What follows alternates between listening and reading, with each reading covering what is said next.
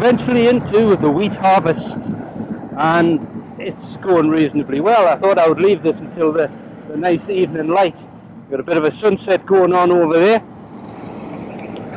It's a field of Horatio, first wheat after oilseed rape, planted on the 20th of September last year. So it's 15 days of being in the ground a year. I've just spoke to John on the combine, and he said it's yielding pretty well. So it's about 22%. So but we're at that stage where it just has to be cut. There's a fair bit of other stuff going on. We just can't wait. The weather hasn't been great, and it's not going to be great. So it just needs to be got out of the way. But it's looking okay. We're in a field called the Pump House, which, when I used to manage this land, was my favourite field.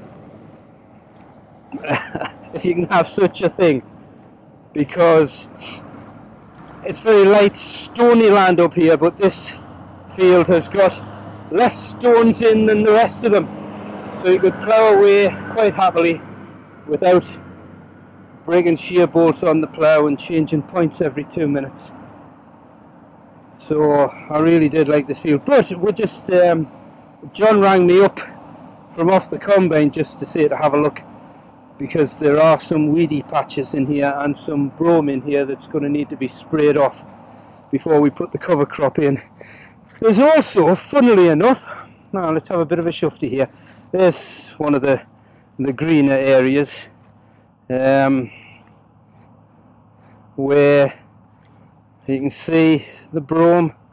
But what we do have is, in this field, which is quite interesting, actually some bindweed there, which is not good to see, and there's some groundsel about, some shepherd's purse. But let me have a look here, see if I can find it. There's a load of oilseed rape, and this was into oilseed rape the previous crop, and we've got oilseed rape volunteers here 2 years down the line. And you think to yourself, well, we've actually got the oilseed rape that we've got in now, that was planted around about the 23rd of August, is struggling to get up through the ground, and this stuff's been lying here for ages, and it's volunteers that we never did anything with, just left them, and they're still grown. So I don't know, a bit odd. We've got some field pansies there, but yeah, this will get sprayed off, and it's destined for spring beans next year. So the cover crop that will be going in here will probably just be some winter barley, and we'll probably just broadcast it at a reasonably high seed rate to try and get good cover on the soil, because the soil up here, that's really all it needs. It needs to be covered for the winter so that the weather doesn't beat the living daylights out of it. It's not deep, heavy soils. It's questionable how much it'll benefit from any deep rooting crops like radish, etc.